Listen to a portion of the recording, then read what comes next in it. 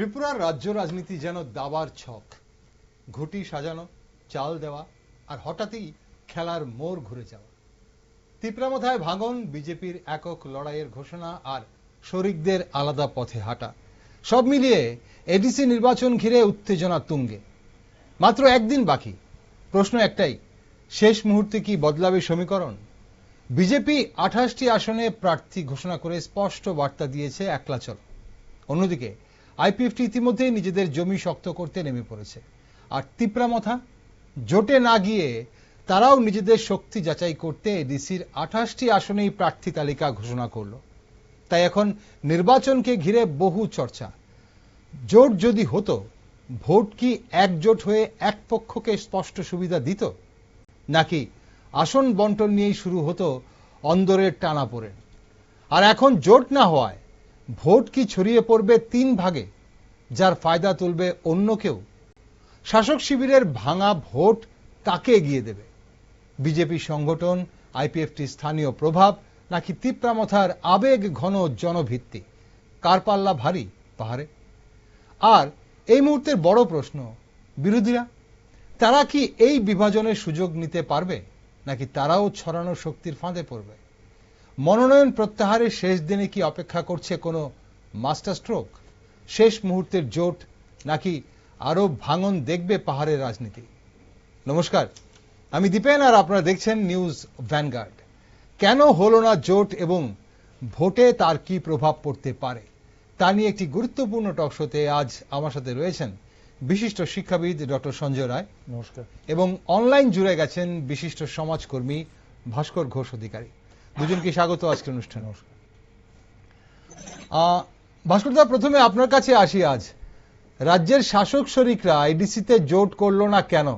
আদর্শগত দূরত্ব, নাকি শুধুই আসন বন্টনের অঙ্ক মেলেনি? কি মনে হয়?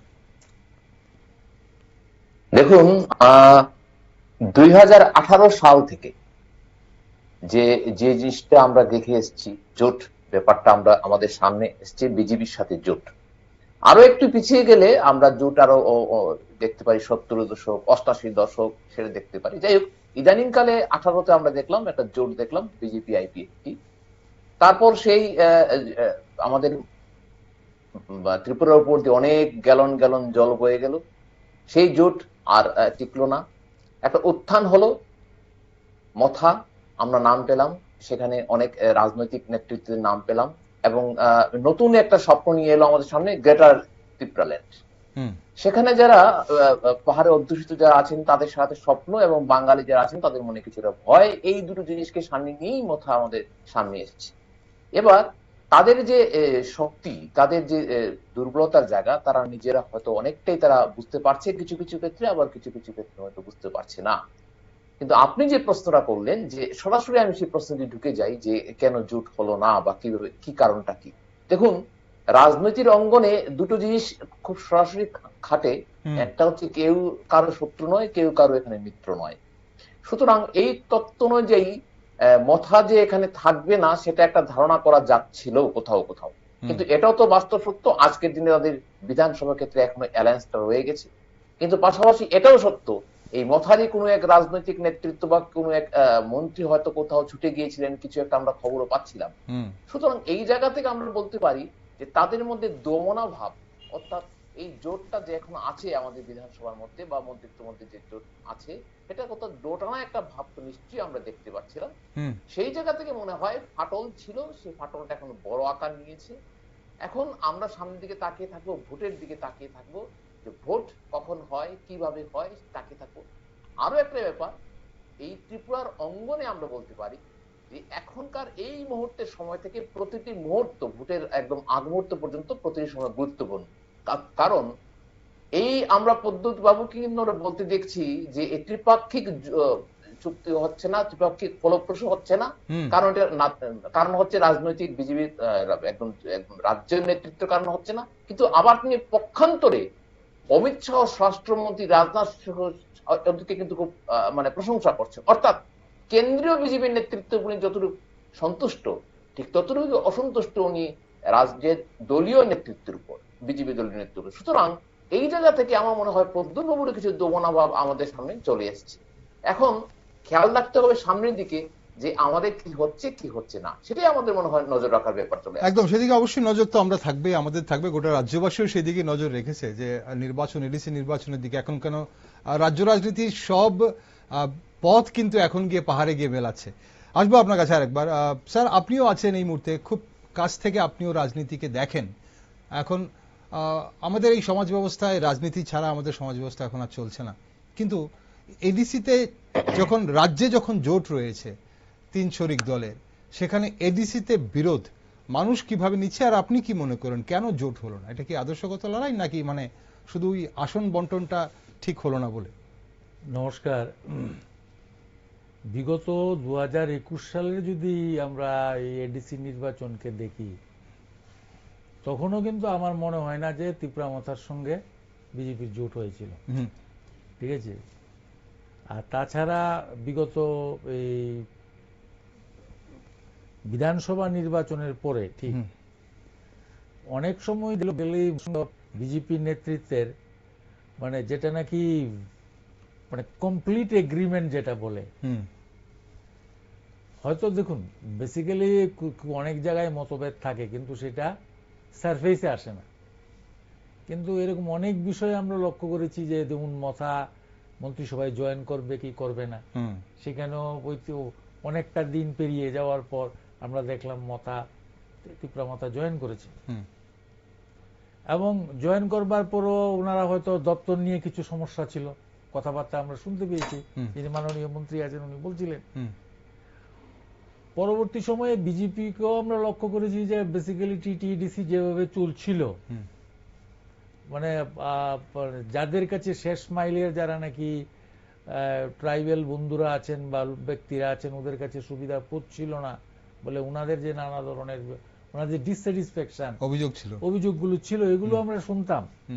তাছাড়া আমাদের যে এখন যারা এই মন্ত্রিসভার যিনি মুখিয়া মুখ্যমন্ত্রী এবং যে তীব্রামথার যিনি সুপ্রিমো, ওনাদের যে বক্তব্যগুলো যদি আমরা লক্ষ্য করি এই কয়েকদিন মাস 6 যাবৎ যদি লক্ষ্য করে দেখা যায়, তাহলে যে জোটটা যে হবে না সেটা কিন্তু একটা বাহ্যিক ইঙ্গিত কিন্তু সেখানে একটা পাওয়া যাচ্ছিল। আমার মনে হচ্ছে যে বেসিক্যালি যে সেকেন্ডলি হলো যেভাবে নাকি বেসিক্যালি অন্যান্য রাজনৈতিক দলগুলোও এখানে এসে মানে এখন আমরা লক্ষ্য করছি যে পরিমাণে আপনার ওদের অ্যাক্টিভিটিসও বেড়ে গিয়েছে। সুতরাং সেই দৃষ্টিভঙ্গি থেকে যদি লক্ষ্য করা যায় তাহলে হয়তো মনে হয় যে বোথ তীব্রামথা এন্ড বিজেপি আমার মনে হয় জোটে না গিয়ে ওনারা মানে আদর্শগতভাবেই ওনারা বোধহয় আমার মনে হয় এই জোটে যাননি। আদর্শগতভাবে যাননি এখন আপনি বলছেন?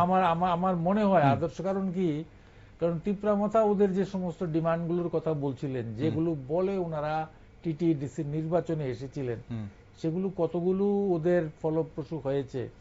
আর সেকেন্ডলি হলো বিজেপিও যে সমস্ত উন্নয়নের কথা যেগুলো প্রায়ই বলে, সবসময় যেগুলো বলে আসছে, সেগুলো ডাউন দ্য লাইন কিন্তু পাহাড় এবং এই শহরের মধ্যে যদি উন্নয়নের যে একটা ডিফারেন্স পার্থক্য যদি লক্ষ্য করেন, সেটাতে বিজেপিও মাইট বি বেসিক্যালি থিঙ্কিং যে ঠিক আছে, হ্যাঁ এখন বা let us basically follow the earlier principle, গত নির্বাচন হয়তো আমরা আলাদা আলাদা বলেছি, let's go again with the same মানে পলিসি, দেখা যাক কি হয়। তাতে হয়তো দুটো দলই চাচ্ছে তাদের কার প্রকৃত শক্তি কতটুকু সেটা 2028-এর যে নির্বাচন, 29-এর যে নির্বাচন আছে, বিধানসভা নির্বাচন বা ভিলেজ কাউন্সিলের নির্বাচন আছে যেটা নাকি হবে জুন মাসে, রাজ্য সরকার যেটা নাকি সুপ্রিম কোর্টে ঘোষণা দিয়েছে, নিজেদের বেসিক্যালি শক্তিটা একটু যাচাই করে নিতে চাচ্ছেন। হ্যাঁ, কারণ কি 2023-এর পরে 2021-এর পরে বা 2023-24-এর বিধানসভা নির্বাচনের পরে তীব্রামথা যে যতখানি মানে উপরে যতগুলো সংখ্যক সিট ওনারা পাবেন বলে আশা করেছিলেন, তারা কিন্তু সেই জায়গায় পৌঁছতে পারেনি। ঠিক আছে। এবং মানে বিজেপিও হয়তো লক্ষ্য করছে, বিজেপি যারা ট্রাইবেল নেতৃত্ব আছে ওনারাও বেসিক্যালি আমার মনে হয় it is for them also N test, যে ঠিক আছে আমরা দেখি আমাদের কতটুকু পাহাড়ে ভিত্তি কতখানি আছে, এবং আদর্শগতভাবে নিজেদের শক্তিটা যাচাই করে নেওয়ার এখনই বেস্ট সময় বলে আমার মনে হয়। তারা হয়তো এখন এই সময়ে জোটটা আপাত দৃষ্টিতে দেখা যাচ্ছে যে হচ্ছে না। দেখুন, রাজনীতিতে সবকিছুই সম্ভব। কারণ কি, এখন শুধু জাস্ট কালকে হয়তো লাস্ট ডেট হলো সাবমিশন, তারপর আছে হয়তো উইথড্রয়ালের একটা ডেট, তারপর আবার আপনি যদি লক্ষ্য করে দেখেন হয়তো এরকমও হতে পারে যে ভোটের আগে, ঠিক আছে, ভোটের আগে অনেক রকমের মানে খেলা চলতে পারে। ওকে, আন্ডারস্ট্যান্ডিং, গ্রাউন্ড আন্ডারস্ট্যান্ডিং অনেক কিছু হতে পারে। আমরা আপাত দৃষ্টিতে মনে হয় যে বেসিক্যালি ইট ইজ ইডিওলজিক্যালি, ঠিক আছে, আদর্শগতভাবে আপনি বলছেন, আমি আমার মনে হয় মানে ওনারা আদর্শগত লড়াই এটা, এবং তার জন্য 28 আসন এবার সবাই লড়াই করছেন। এখন ভাস্করদা, এই যে বড় শরিক কি ছোট দলকে যথেষ্ট জায়গা দিতে রাজি হলো না? তার জন্য কি যারা রাজ্যে এই মুহূর্তে জোট শরিক, আমরা 21 সালেও কিন্তু দেখেছিলাম আইপিএফটি এবং বিজেপি জোট হয়েছিল। এখন তারপর 2023 নির্বাচনের পরে, 23 নির্বাচন যদিও বা তিপ্রামথা আলাদা লড়াই করেছে, কিন্তু 23 নির্বাচনের পর তিপ্রামথা সরকারে যোগ দিয়েছে। এখন বড় শরিক কি ছোট দলকে মানে জায়গা দিল না, তার জন্য রাজি হয়নি? মানে জোট নাকি, যেটা স্যারও বলছিলেন যে প্রত্যেক দলই নিজেদের শক্তি আলাদা করে মাপতে চাইছে, মানে ভবিষ্যতের বড় লড়াইয়ের জন্য, কি মনে হচ্ছে আপনার? না, এই জায়গাটা দেখুন, একটা কথা হচ্ছে যে তিপ্রামথা এবং বিজেপির মধ্যে আমি আগে বলছিলাম যে ফাটল একটা ধরেছে এবং সেই ফাটলটা এখন বড় হচ্ছিল, সেটা আমরা ধরুন এই কথাটা হয়তো একটু সুন্দর, আমরা যেহেতু বাঙালি একটু সুন্দরভাবে বললে বোঝা যায়, আগে একটু চির ধরেছিল, এখন একটু ফাটলটা বড় হচ্ছে। এখন কথা হচ্ছে এই জায়গায় যে এই তিপ্রামথা বা ধরুন আমরা যে বিজেপি, এই দুটো দল আমরা দেখতে পাচ্ছি, সামনের দিনে আমার মনে হয় যে নিজেদেরকে ওরা কিছুটা যাচাই করে নিতে চাইছে। এই জায়গায় একটা ঘটনা থাকছে, কারণ সামনে কিন্তু আমাদের বিধানসভা নির্বাচন, সুতরাং এই বড় জায়গাটাকে ওরা দুটো দলই দেখতে চাইছে। এখন ছোট যে দল আছে, ধরুন আমার আপাত দৃষ্টিতে যে মথা, যে ছোট যে দল, তার তো একটু বড় স্বপ্ন থাকবে। সুতরাং এই স্বপ্ন তার পূরণ করতে গেলে তার সামনে যে নির্বাচন, সেটা হচ্ছে 28 বিধানসভা নির্বাচন। তার দখল থাকবে যে আমি পাহাড় দখল করেছি, এবার আমি পুরো রাজ্যটাকে আমি জয়ী হব। এখন সেই জায়গায় দেখতে গেলে তিপ্রামথা হয়তো এখনই তার ভিত্তিটাকে স্থাপন করতে চাইছে যে আমি পাহাড়টাকে পুরো 28টার মধ্যে আমি কতটা পাই, কতটা আমি ক্যাপচার করতে পারছি নিজের ক্ষমতা বলে, সেটা আমি দেখে নিতে চাইছি। কিন্তু পাশাপাশি এটাও ঠিক, তিপ্রামথা যারা আছেন, যে ইনি বর্তমান যিনি সুপ্রিমো যিনি আছেন, উনি কিন্তু কোথাও ইঙ্গিত দিচ্ছেন যে আমরা বিজেপির সাথে পুরোপুরি সম্পর্ক শেষ করতে চাইছি না। কারণ গতকালকে ওনার যে বক্তব্য আছে, সেই বক্তব্য অনুযায়ী যে ত্রিপাক্ষিক যুক্তি হচ্ছে না বলেই, এটা মানে সঠিকভাবে বলতে গেলে ত্রিপাক্ষিক চুক্তির কার্যকরী ভূমিকা রাজ্য সরকার নিচ্ছে না বলেই আমরা কিন্তু জোট করছি না। অর্থাৎ উনি পক্ষান্তরে স্বরাষ্ট্রমন্ত্রী অমিত শাহ এবং রাজনাথ সিং এর কিন্তু গুণগান করলেন, পরোক্ষে বুঝিয়ে দিলেন যে রাজ্যের দলীয় নেতৃত্বে ক্ষোভ। সুতরাং এই জায়গাটায় মনে হয় যে তিপ্রামথা তার যে স্বপ্নটা আছে, তার যে পাহাড় দখলের যে স্বপ্নটা আছে, সেই স্বপ্নটাকে সার্থক করে পরবর্তী সময়ে সে হয়তো ঝাঁপাবে সামনের দিকে। তবে আমি আবারও বলছি, রাজনীতিতে কোনো কিছুই অসম্ভব বলে কোনো কথা নাই, রাজনীতির শত্রু বলে কেউ কথা নেই। কেউ কখনো কোনোদিন ভাবেননি যে কংগ্রেস এবং সিপিএম মিলে একটা জোট হবে। এটা নিয়েও আমরা অনেক প্রশ্ন করেছিলাম, আমরা যারা সংবাদ মাধ্যমে কর্মী, আমরা জিজ্ঞেস করেছিলাম। চিরপ্রতিদ্বন্দ্বী ঘটনাটা আমরা দেখতে পাচ্ছি, চিরপ্রতিদ্বন্দ্বী কংগ্রেস এবং বামফ্রন্ট যদি এক ছাতার তলে আসতে পারে, তাহলে যে কোনো দলই আসতে পারে। হ্যাঁ, ওকে, ভাস্করদা, এই যে শেষ মুহূর্তে দল বদল, মানে আজ আমরা যা দেখলাম, বিজেপির প্রার্থী তালিকা ঘোষণার ঠিক আগ মুহূর্তে তিপ্রামথার দুজন এমডিসি বিজেপিতে যোগদান এবং তাদের সঙ্গে আরো সমর্থকদের নিয়ে, এটা কি মথা শিবিরে একটা অবিশ্বাস বাড়িয়ে দিল বলে মনে করেন? মথা শিবিরে কি একটা অবিশ্বাস হচ্ছে এই মুহূর্তে, এবং তার জন্য কি মথার তড়িঘড়ি করে আজ সন্ধ্যায় 28টি মানে আসনে প্রার্থী তালিকা ঘোষণা করা? না, এক্ষেত্রে প্রদ্যুৎ বাবু কিন্তু আগেই ঘোষণা দিয়েছেন যে বিজেপি দল তার যদি যখন তার নির্বাচনী প্রার্থীদের ঘোষণা করবে, তার ঠিক 5 মিনিট পরে আমরা আমাদের প্রার্থী ঘোষণা করবো, এটা কিন্তু সুপ্রিমো উনি বলেছিলেন। কারণ কথা হচ্ছে এই কারণে, উনি আগেও বারবার বলেছেন, যে প্রদ্যুৎ বাবু আগেও বারবার বলেছেন যে আমরা দেখতে পাচ্ছি, অনেক সময় ওনারা দেখেছেন যে না দিলে, টিকিট না দিলে খুব বাড়ে। এখন দেখুন, এই তিপ্রামথা নিয়ে পুরো পাহাড়ের মধ্যে একটা ব্যাপক একটা টেরিবল একটা সিচুয়েশন আছে, এবং সেই সিচুয়েশনটা হচ্ছে কারোর মধ্যে বিশাল একটা আশা এবং আকাঙ্ক্ষা এবং স্বপ্ন আছে। এখন রাজ্য রাজনীতি সহ ভারতবর্ষের রাজনীতি আপনি দেখেন, ক্ষোভ প্রতিটি দলের মধ্যে বর্তমান। সেটা আপনি এই মুহূর্তে যে আমাদের পশ্চিমবাংলায় ভোট হচ্ছে সেখানেও আপনি দেখতে পাচ্ছেন, অনেক যারা টিকিট পাননি তারাও কিন্তু দল ত্যাগ করে অন্য দলে চলে যাচ্ছে। এই ঘটনাটাই হয়তো আমার মনে হয় যে উনারা হয়তো টিকিট প্রত্যাশা ছিলেন বা টিকিট পাবেন বলে আশা করেছিলেন, কোথাও হয়তো আমাদের ক্ষোভ জন্মেছে, সেই ক্ষোভটা ওনারা বহিঃপ্রকাশ করলেন অন্য দলই। তবে এক্ষেত্রে আমার কিছু কিছু ব্যক্তিগত আমার মতামত হচ্ছে যে এই ক্ষেত্রে ওই দলীয় প্রার্থীর গ্রহণযোগ্যতা, ওই প্রার্থীর গ্রহণযোগ্যতা কতটুকু থাকে সেটা কিন্তু ঘটনা। একটি জলজ্যান্ত আপনাদেরকে আমি উদাহরণ দিই। আমি যেখান থেকে কথা বলছি এটা হচ্ছে কৈলাসহর বিধানসভা ক্ষেত্র। এখানে আমাদের বিজেপি প্রার্থী হয়েছিলেন ঠিক সিপিএম এর যিনি এমএলএ ছিলেন মবস্বর আলী, বর্তমানে তিনি মবস্বর আলী ছিলেন। উনি বিজেপিতে জয়েন করেন, এমএলএ ছিলেন উনি, সিপিএম থেকে এমএলএ ছিলেন উনি, কিন্তু বিজেপিতে জয়েন করেন এবং এখানে টিকিটও পান, কিন্তু উনি পরাজিত হন। বর্তমানে তিনি ওয়াকফ বোর্ডের চেয়ারম্যান হিসেবে আছেন।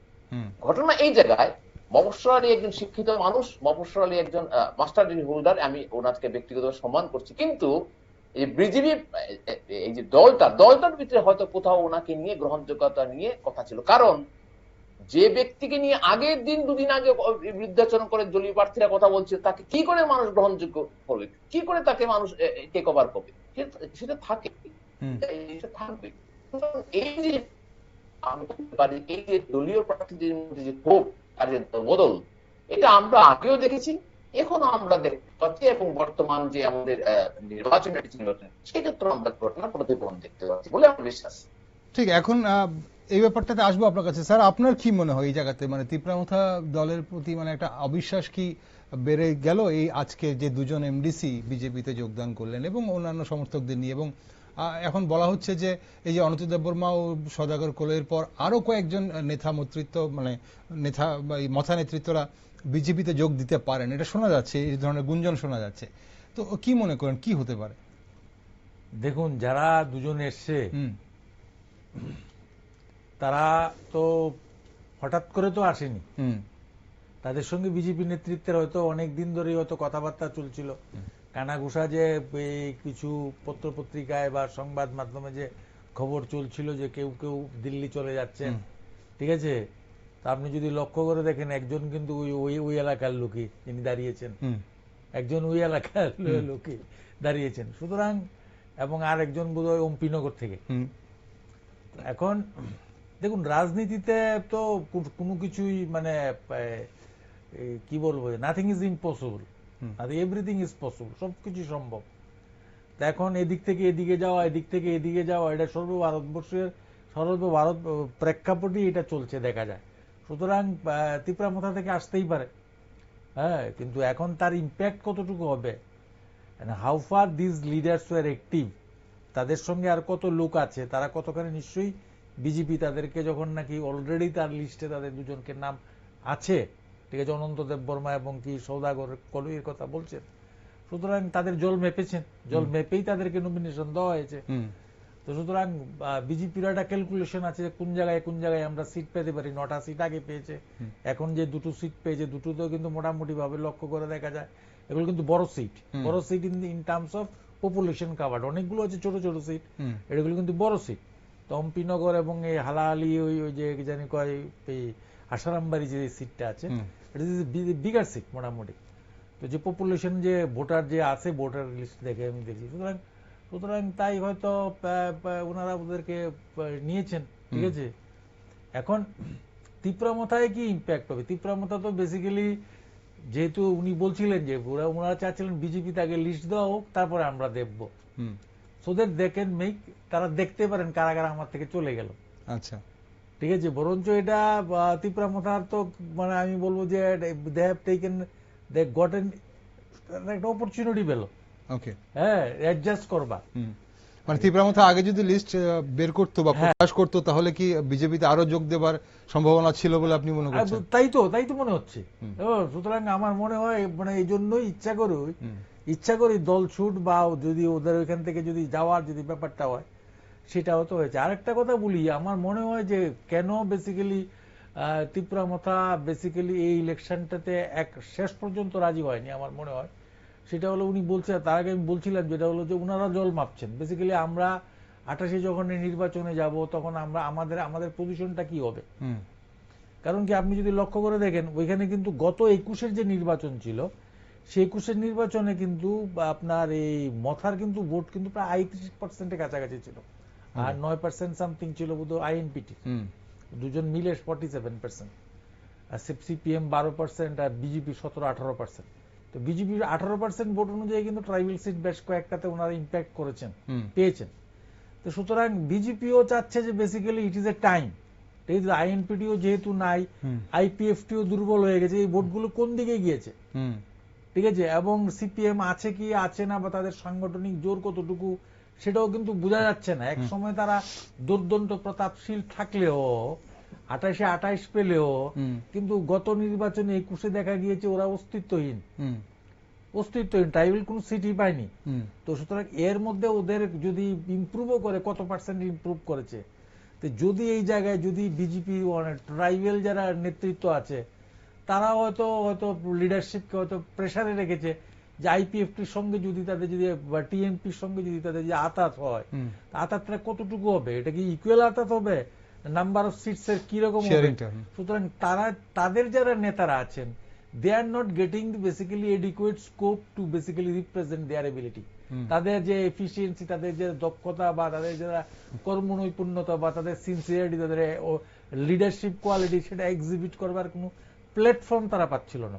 তাই অত basically BJP has taken basically আমার মনে হয়, এবং যেভাবে নাকি পিচিং এবং থ্রোয়িং চলছিল কথাবার্তা, আই থিঙ্ক দ্যাট বেসিক্যালি এটা মানে জোট এই রকম পরিস্থিতি থেকে জোট হওয়ার থেকে জোট না হওয়াটাই বেটার হয়েছে বলে আমি ব্যক্তিগতভাবে মনে করি। কার জন্য বেটার হয়েছে?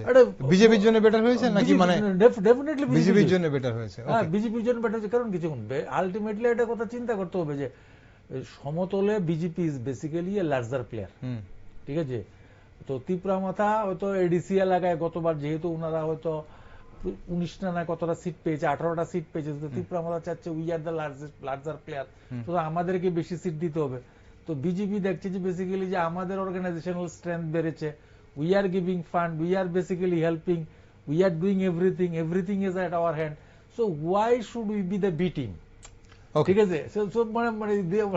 এটা বিজেপির অ্যাঙ্গেল থেকে আপনি বলছেন জোট না হওয়াতেই বিজেপির ভালো হয়েছে। এখন বিজেপি ভালো হয়েছে মানে কি, বিজেপি গট অ্যান অপরচুনিটি, কারণ কি বিজেপি নিজেদের শক্তি যাচাইয়ের একটা এই মুহূর্তে সুযোগ হয়ে গেছে সবার। কারণ কি আগে বিজেপি সবসময় বলতে পারে বেসিক্যালি টিটিএডিসি তে তাদের আগেও কখনো ওরা আতাত করে লড়েনি, ঠিক আছে।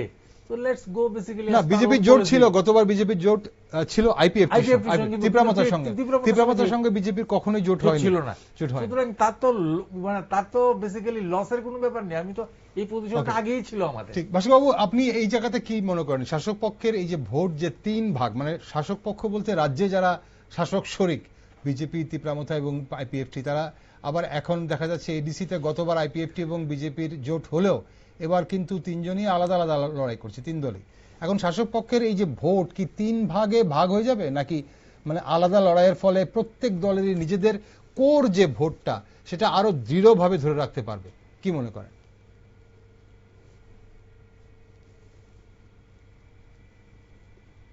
দেখুন, এই ব্যাপারে আমার একটা বইয়ের কথা মনে হচ্ছে, এটা হচ্ছে শ্যামাচরণ ত্রিপুরা, যিনি আমাদের মন্ত্রী ছিলেন, উনি দুটা উপজাতি মন্ত্রী ছিলেন। উনি ওনার একটা বই আছে কিন্তু শূদ্র জাগরণ প্রসঙ্গে। এটা বইটা আগরতলার একটা বিখ্যাত প্রকাশনী থেকে বেরিয়েছিল, প্রভাতী পত্রিকাও আছে আগরতলা। এখন এই বইটা যদি পড়েন খুব মজার বই, এবং আপনারা সবাই জানেন যে শ্যামাচরণ ত্রিপুরা একজন রম্য রচনাকার ছিলেন, খুব ভালো একজন লেখক ছিলেন শ্যামাচরণ ত্রিপুরা। এখন এই শ্যামাচরণ ত্রিপুরা বইটা যদি কেউ ভালো ফলো করেন, প্রথম পাতা থেকে পড়েন, দেখবেন ওখানে গণমুক্তি পরিষদ এবং ত্রিপুরা উপজাতি যুব সম্মেলনের কথা বলা আছে। এখন অনেক দলিল আছে সেই বইটার মধ্যে। এখন এই বইটা পড়লে সবার কিন্তু একটা বদ্ধ ধারণা হবে যে পাহাড় মানেই ত্রিপুরা উপজাতি যুব সমিতি কিংবা গণমুক্তি পরিষদ, বাম সিপিএম ইত্যাদি ইত্যাদি। কিন্তু বাস্তবে আমরা কি দেখতে পাচ্ছি? আজকের দিনে আমরা দেখতে পাচ্ছি যে যে পশ্চিমবঙ্গে যেখানে কিনা আমাদের এই যে সিপিএম এর একটা বিশাল ভিত্তি ছিল, সেই জায়গায় আজকে জ্যোতি বসুর জন্ম শতবার্ষিকী হচ্ছে, বামফ্রন্টের একজন এমএলএ নেই। মমতা ব্যানার্জি সেই জ্যোতিবাবুর পোর্ট্রেটে গিয়ে ফুল দিচ্ছেন, বিধানসভা ভিতরে ফুল দিয়ে প্রণাম করে বলছেন আমি কিন্তু সেরকমটা চাইনি, অর্থাৎ আমরা কিন্তু এরকমটা ভাবিনি। অর্থাৎ যে বামফ্রন্টকে সরিয়ে, যে সিপিএম কে সরিয়ে নন্দীগ্রাম সিংহান্ত করে মমতা ব্যানার্জি ভোটে এসেছিলেন, সেই মমতা ব্যানার্জি কিন্তু এখন আলিমুদ্দিনকে খবর পাঠাচ্ছেন যে চলো আমরা একসাথে করে জোরবন্ধ করে কাজ করি, কারণ কি বিজেপি এখানে একটা বিশাল চলে এসছে। ঠিক এরকম ভাবেই ত্রিপুরাতে আমার মনে হয় যে কিছু কিছু ঘটনা আমরা ক্যাটালিস্ট হিসেবে কাজ করতে দেখতে পাচ্ছি।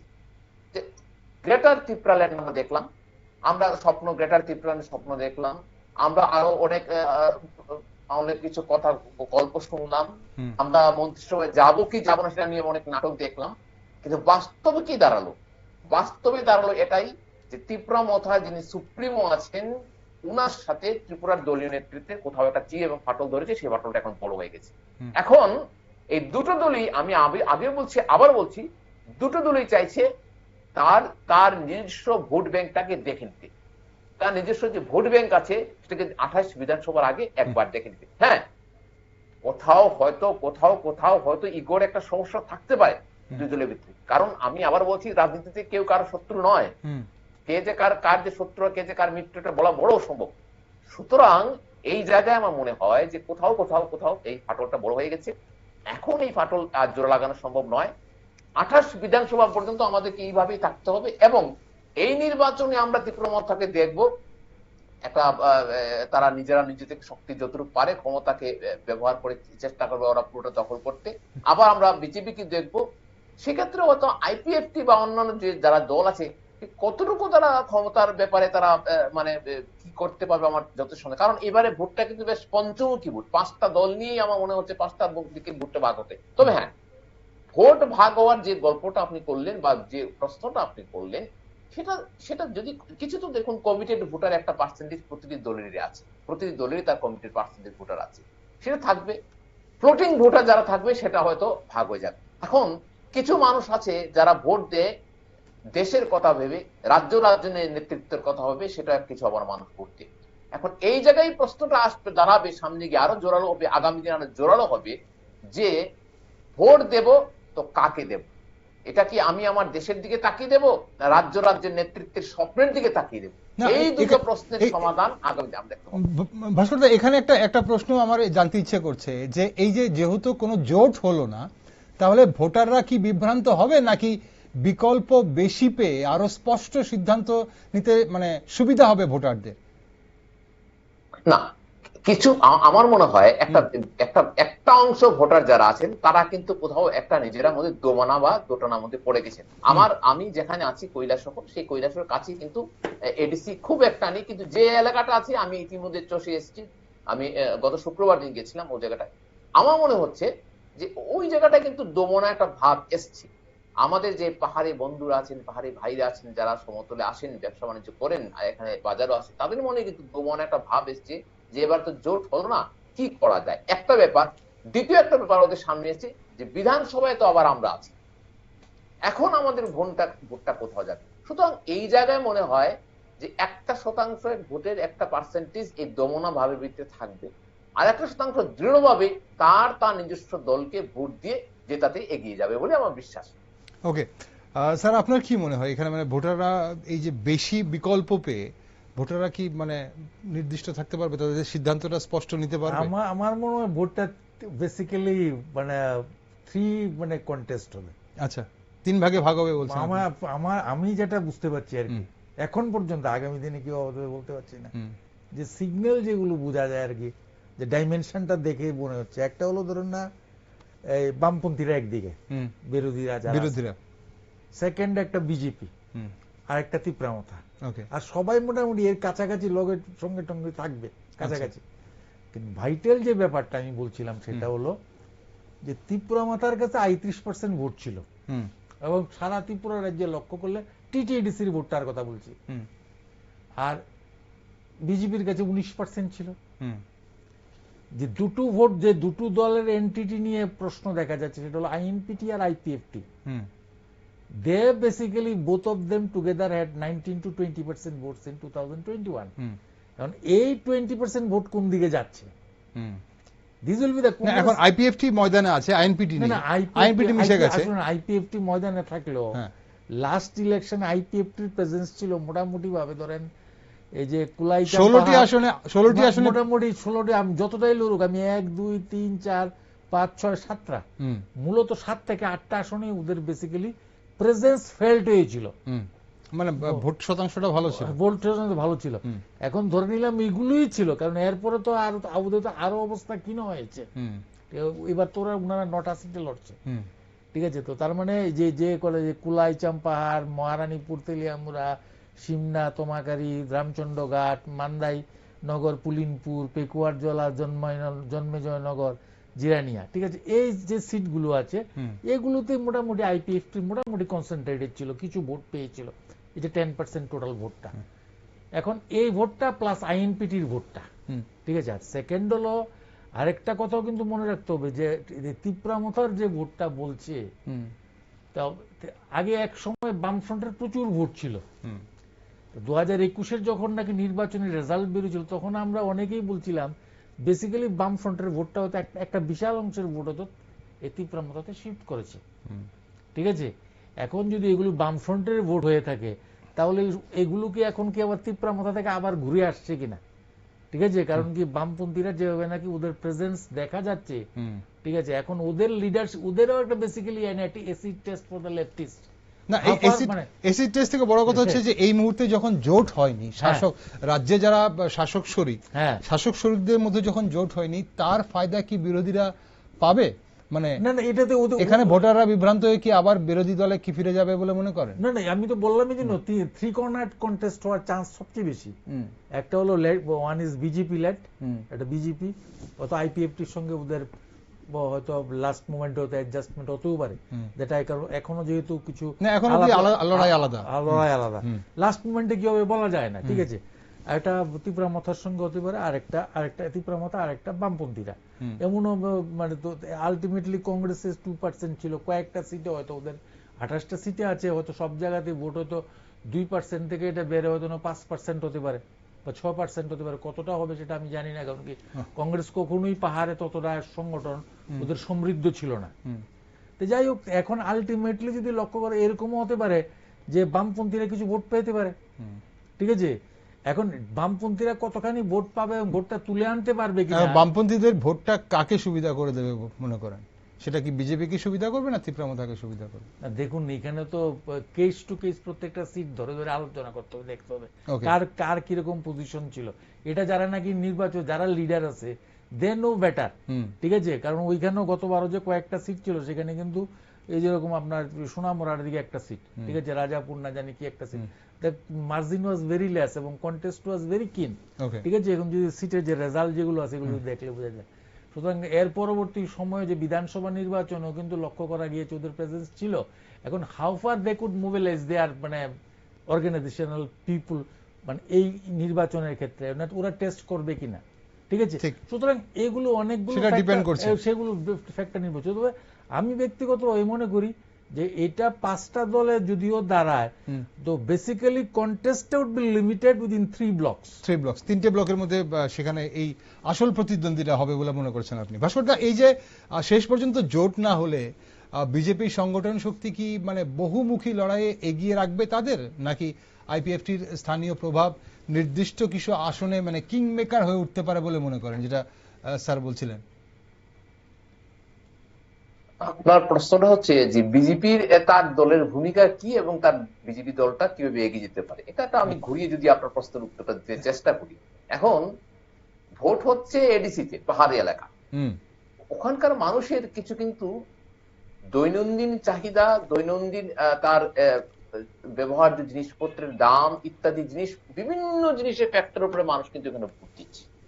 একটা ভোট যখন দেয় তার সে কিন্তু অনেক কিছুর উপর ডিপেন্ড করে ভোট দেয়। এমনও আমি মানুষকে পেয়েছি যে ভোট দেওয়ার সময় দেখেছে যে আমার বাড়িতে ওই এলাকার যে মানে রেশন সামগ্রী বিক্রি করে, ওই রেশন সামগ্রী যে দোকান যেন আছে, সে আমি রেশন পাইনি, সুতরাং ওই রেশন সামগ্রী যে যিনি দিয়ে বসেছেন বা ন্যায্য মূল্যের দোকান যিনি দিয়ে বসেছেন, ওই লোকটা ওই দলের পরে আমি ওই দলকে ভোট দেব না। আচ্ছা, একটা ব্যক্তিগত একটা রাগ কোথাও একটা ছিল, ব্যক্তিগত রাগের জন্য তাই সেটাকে দল দেয়নি, ভোট দেয়নি। সুতরাং এই ব্যাপারটা যদি আমরা আলোচনা করতে যাই, তাহলে প্রতিটি কেন্দ্র ধরে ধরে যে আমরা আলোচনা করি, তাহলে তো অনেক রাত হয়ে যাবে। এখন আমরা ঘটনাটাকে এইভাবেই নিয়ে যাই বা এগিয়ে নিয়ে যেতে পারি যে আমাদের বিজেপির ভোটটা কোন জায়গায় যাচ্ছে, বা আমরা দলটাকে আমরা সামনের দিনে কোন জায়গায় দেখতে পারবো, বা আমরা মথাকে কোন জায়গায় দেখতে পারবো। আমার মনে হয় যে আগেও আমি বলেছি, এখনো বলছি, যে বিজেপি এবং মথা দুটো দলই কিন্তু চাইছে যে 2028 নির্বাচনের আগে আমরা নিজেদের দলটাকে আরেকটু ভালোভাবে মেপে নিই। কিন্তু মথার ইঙ্গিত কোথাও আছে যে আমরা কিন্তু এখনো বিজেপির হাত ছাড়িনি, কারণ ওরা কেন্দ্রীয় নেতৃত্বের উপরে কিন্তু ভরসা রেখেছে। দলীয় রাজ্য নেতৃত্বের দলের উপরে ভরসা রাখতে পারছে না, কিন্তু কেন্দ্রীয় নেতৃত্বের উপরে ভরসা ওনারা রেখেছেন। এটা কিন্তু প্রতিভাত, এটা কিন্তু প্রকাশিত, এটা কিন্তু প্রদ্যুৎবাবু বলেছেন। সুতরাং আমার মনে হয় যে ওনারা দুটো দলই, এই বেসিক্যালি দুটো দলকে যে আমি দেখি, তার দুটো দলই কিন্তু আমি দেখবো যে তার নিজস্ব ভোট ব্যাংকে কাজে লাগানোর চেষ্টা করবে।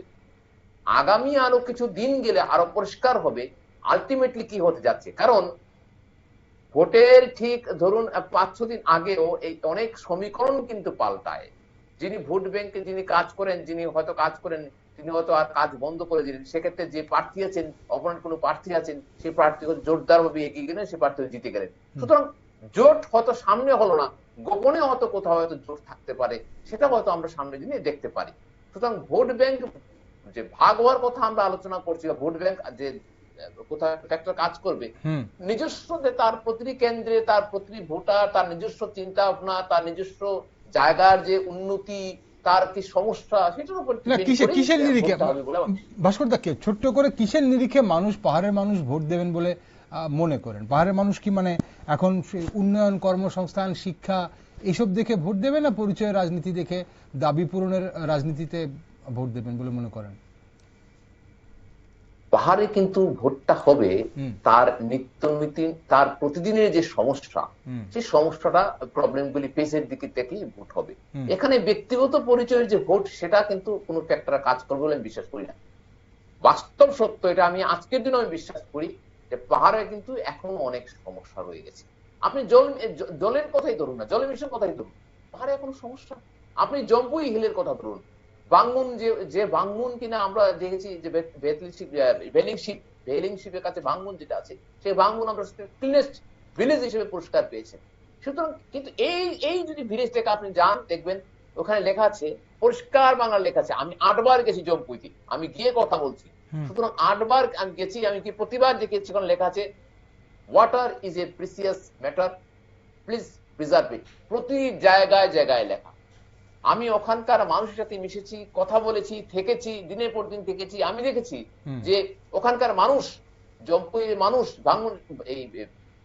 ভাঙ্গুনের মানুষ এই জলের জন্য, এক ফোঁটা জলের জন্য কি ধরনের সমস্যা ফেস করছে। ওদের জল নেই, ওদের জল নিয়ে আসতে নিচে থেকে, ঝর্ণা থেকে নিয়ে জল নিয়ে আসছে। ওখানে মানুষ বৃষ্টি হলে আমি একটা ছোট্ট করে বলি, আপনি কোথাও সমতলে দেখতে পাবেন না, ওখানে প্রতিটি বাড়িতে বৃষ্টি হলে টিনের চালের সাথে পাইপ লাগানো আছে নিচে সিনটেক্সে, যদি বৃষ্টি হলে বৃষ্টির জলটা আমরা জল সংরক্ষণ করার জন্য, জল সংরক্ষণ, রেইন ওয়াটার হারভেস্টিং, তার যে রেইন হারভেস্টিং। সুতরাং আমার মনে হয় যে ওই পাহাড়ের ভোটটা কিন্তু তার ওই সমস্যার দিকতে তাকিয়ে ভোটটা হবে। ওকে, অনুষ্ঠানের সময় ফুরিয়ে আসছে স্যার, অবশ্যই আমরা কি হবে এখনো সময় আছে। আমি একটা কথা বলি আপনার সঙ্গে, আমি একটু আমি তো পাহাড়ে কিন্তু ভোট কিন্তু সবসময় যে আপনার ওই স্থানীয় যে সমস্যা আছে তার ভিত্তিতে ভোট হয়েছে, তাহলে কিন্তু গতবার তিপ্রামথা যাবে নাকি আপনার ভোট পেয়েছে, ঠিক আছে, যে মানে বেসিক্যালি না, কিন্তু দাবিটা তো সেটাই ছিল, পাহাড়ের মানুষের উন্নয়ন হয়নি, তাদের বিভিন্ন দাবি, তাদের অধিকারের দাবিতেই ভোটটা হয়েছিল, এবং সেই ভোটটাকে মানুষ সেই প্রতিশ্রুতি, সেই বিশ্বাসটাকে রেখেছিল তিপ্রামথার উপর, ঠিক আছে। কিন্তু এটা এবার তাহলে কিসের নিরিখে ভোট হবে? আমি বলছি যে সেটা আমরা বলছি এটা, কিন্তু বেসিক্যালি এটা যতটা আপনি যদি প্রচারগুলি যদি দেখতেন, তাহলে দেখবেন যে বেসিক্যালি ওই যে আমাদের বেসিক্যালি এই যে রয়্যাল ফ্যামিলির প্রতি সাপোর্টটাই কিন্তু আমরা একটা লক্ষ্য করেছি, ছিল একটা ফ্যাক্টর। তার আগেও কিন্তু অনেক নির্বাচন অনেক জায়গায় আমরা দেখেছি যে এটা হচ্ছিল। বামফ্রন্ট সম্মানে বামফ্রন্ট যখন নাকি ছিল দীর্ঘদিন, তখন এটা অন্যভাবে ওনারা হয়তো সেখানে ভোট করিয়ে আনতেন, ঠিক আছে? তখন তো ওনারা তো একতরফাই জিতছেন। তো এখন তখন কি উন্নয়ন হয়নি? উন্নয়ন তখনও হয়েছে, ঠিক আছে? এখনো যে উন্নয়নের কাজ হয়নি সেটা বললে ভুল হবে, যাচ্ছে। কিন্তু ডাউন দ্য লাইন শেষ পর্যন্ত যে মানে যে এমিনিটিসটা যেটা হয়তো সেটা হয়তো পৌঁছছে না, বা যে কোনো কারণেই হোক, বাট স্থায়ী হচ্ছে না, ঠিক আছে? প্রজেক্ট সেখানে যায়নি বা টাকা সেখানে এলোকেশন হয়নি গভর্নমেন্টের, সেটা কিন্তু হবে না। হয়তো লাস্ট মাইল পর্যন্ত সেই টাকাটা লাস্ট ব্যক্তির কাছে সেইভাবে পৌঁছায়নি, বা সাস্টেইনেবল অ্যাসেটস ক্রিয়েট হয়নি, ঠিক আছে? তা আমার মনে হয় যারা নাকি ওই পাহাড়ি এলাকার voter, it is also a test for them, it is also a test for them. কারণ কি, যদি এরকমই হয় তাহলে it will B A basically an opportunity for BJP. কারণ তার আগে সেখানে বামফ্রন্টরাও দীর্ঘদিন ক্ষমতা করে এসছে, টিএমপিও ক্ষমতা করে এসেছে 5 বছর। কারণ টিএমপির বিরুদ্ধে অনেক অভিযোগ শোনা যায়, ঠিক আছে? ডাউন দ্য লাইন আপনার অনেক স্কুল মানে বন্ধ, বা স্কুলের শিক্ষক নেই, বা অনেক রকমের প্রবলেম এখানে লক্ষ্য করা যায়। রাস্তাঘাটের ব্যাপারটা পরে অনেক কিছু শোনা যায়, তো পানীয় জলের কথাও শোনা যায়। তো এখন বেসিক্যালি বিজেপি যে সমস্ত প্রধানমন্ত্রী যে সবকা সাথ সবকা বিকাশের যে কথা বলা হচ্ছে, লাস্ট মাইল পর্যন্ত পৌঁছে দেওয়া, সুতরাং হয়তো it will depend on how BJP can basically impress that people, কে কতটা প্রভাবিত করতে পারে ভোটারদের, সেটা একটা গুরুত্বপূর্ণ বিষয়। সুতরাং this is also a chance for them. অনুষ্ঠান শেষ হবার আগে ভাস্কর, একটা শেষ প্রশ্ন। 25 তারিখ রয়েছে নমিনেশন সাবমিট করার শেষ দিন রয়েছে, এখনো একটা দিন গোটা রয়েছে, তারপর স্ক্রুটিনি এবং তারপর আরো 2 দিন আছে নমিনেশন প্রত্যাহার করা। 28 তারিখ পর্যন্ত সময় আছে। এখন শেষ পর্যন্ত কি সাইলেন্ট কোনো আন্ডারস্ট্যান্ডিং দেখা যেতে পারে বলে মনে করেন, নাকি যা আছে পরিস্থিতি কোনো তার তো কোনো পার্থক্য হবে না বলে মনে করেন, কোনো চেঞ্জেস হবে না? এটা বলাটা খুব আজকের দিনে খুবই কষ্টকর। কারণ আপনি যেটা বললেন যে সাইলেন্ট আন্ডারস্ট্যান্ডিং, এটা খুবই একটা কঠিন জিনিস ধারণা করাটা, ঠিক এই মুহূর্তে আমরা যেখানে বসে আলোচনা করছি। কারণ স্যার যিনি বলছিলেন যে ওই ওখানকার স্থানীয় সমস্যা না দেখে কিছু মানুষের বা নেতার দিকে তাকিয়ে ভোট হয়, কিন্তু আমি বাস্তব সত্যি কথা বলছি যে আপনি এই মুহূর্তে যদি কাউকে যদি বদলি করেন একটু এডিসি এলাকাতে, উনি সেই মুহূর্তে কিন্তু খুব কিছু দরকার না পড়লে চাকরিটাও ছেড়ে দিতে মানুষ রেডি আছে। আমি এমন মানুষকে পেয়েছি, আমি কৈলাসহর ডাক্তারবাবুকে দেখেছি ট্রান্সফার করেছে এখান থেকে বাইরে একটা এডিসি এলাকাতে, উনি যাবেন না, চাকরি পেতে ছেড়ে দিচ্ছে। সুতরাং আমার মনে হয় যে এই যে আপনি বলছেন যে ভোটটা কিসের ভিত্তিতে হবে বা কি হবে কিনা, এটা বড়টা খুবই দুষ্কর জিনিস বা কঠিন জিনিস। কারণ আমরা যেখানে বসে আলোচনা করছি সমতলের মধ্যে লাইটের মধ্যে আলোচনা করছি, এখনো অনেক পাহাড়ি এলাকাতে লাইট আছে, কিন্তু লাইট তারা আলো জ্বলতে কি জিনিস সেটা ওরা জানেন না। এখনো এটা ঘটনা, এটা এখন তার জন্যই প্রশ্ন যে মানুষ কিসের নিরিখে ভোট দেবে, এটা একটা বিরাট বড় প্রশ্ন, এবং এই নিয়ে আলোচনা অবশ্যই আমরা করব। আজকের জন্য এই মুহূর্তে একটা শেষ প্রশ্ন আপনার কাছে স্যার, এই সাইলেন্ট আন্ডারস্ট্যান্ডিং যেহেতু এখনো সময় আছে, একদিন মনোনয়ন জমা দেওয়ার সময় আছে, স্ক্রুটিনি মাঝখানে একদিন, তারপর 2 দিন প্রত্যাহারের সময় আছে, কোন ধরনের আন্ডারস্ট্যান্ডিং হওয়ার সম্ভাবনা দেখছেন? কোন ধরনের জোট সমঝোতা হওয়ার বা সাইলেন্ট আন্ডারস্ট্যান্ডিং? দেখুন একটা কথা, আমি হয়তো যে 3-4টে বড় যারা 28টা করে যারা দিয়েছে, সেখানে তো মানে সেই দলগুলোর ক্ষেত্রে আন্ডারস্ট্যান্ডিং এ ওদের মধ্যে হয়তো লোকাল লেভেলে হয়তো ভোটের দিন হয়তো কিছু কিছু হলেও হতে পারে, কিন্তু মানে এখন কাউকে বসিয়ে দেওয়া হবে ওইখান থেকে, বা 28টা থেকে ত্রিপুরা মাথাই বলেন বা বিজেপি বলেন বা কংগ্রেসই বলেন, 28টা ক্যান্ডিডেট তো উইথড্র করতে পারবে না, বা 8-10টা ক্যান্ডিডেট উইথড্র করতে পারবে না। কাকে উইথড্র? সুতরাং বন্ধুত্বপূর্ণ লড়াই হতে পারে, বন্ধুত্বপূর্ণ লড়াই হতে পারে, বা হয়তো মানে নিজেদের মধ্যে আন্ডারস্ট্যান্ডিং হয়তো যেরকম হতে পারে, যে যেখানে জিতবে সে হয়তো তাকেই সে বলবে হয়তো তুমি তাকেই ভোট করো। অনেক সময় এগুলো নির্বাচনে হয়, আমরা লক্ষ্য করেছি বিভিন্ন ক্ষেত্রে। দিস আর নট আনলাইকলি, তবে এখন পর্যন্ত এরকম কিছু হওয়ার চান্স খুব কম মনে হয়। হতে পারে 1-2 অ্যাডজাস্টমেন্ট যদি হয় আইপিএফটির সঙ্গে, যেহেতু বিজেপির কথা চলছে, বিজেপির নেতৃত্ব এবং আইপিএফটি নেতৃত্ব যেহেতু ওরা 9টা দিয়েছে, হয়তো লাস্ট মোমেন্টে হয়তো কিছু অ্যাডজাস্টমেন্ট হলেও হতে পারে। ওকে, সেদিকে অবশ্যই আমরা নজর রাখবো অ্যাডজাস্টমেন্ট হয় কিনা। এবং মনোনয়ন প্রত্যাহারের শেষ দিন 28শে মার্চ বিকেলের পর চিত্র পরিষ্কার হবে। অসংখ্য ধন্যবাদ স্যার সঙ্গে থাকার জন্য আজ। ভাস্কর দা, আপনাকে অসংখ্য ধন্যবাদ সঙ্গে থাকার জন্য এবং গুরুত্বপূর্ণ আলোচনা করার জন্য। দুজনকে ধন্যবাদ। দর্শক বন্ধুরা, সব মিলিয়ে বলা যায় এখন ছবিটা অর্ধেক স্পষ্ট, অর্ধেক আড়ালে। জোটের অঙ্ক মেলেনি, কিন্তু লড়াইয়ের উত্তাপ বেড়েছে কয়েক গুণ। আলাদা লড়াইয়ে কে কতটা শক্তি দেখাতে পারে সেটাই এখন মূল পরীক্ষা। ভোট ভাগ হবে নাকি নতুন সমীকরণ তৈরি হবে, তার উত্তর লুকিয়ে আছে শেষ মুহূর্তের চালে। তাই 25শে মার্চ বিকেলে শুধু প্রার্থী তালিকা নয়, ত্রিপুরা রাজনীতির পরবর্তী দিক নির্দেশনও কিন্তু ঠিক করে দিতে পারে।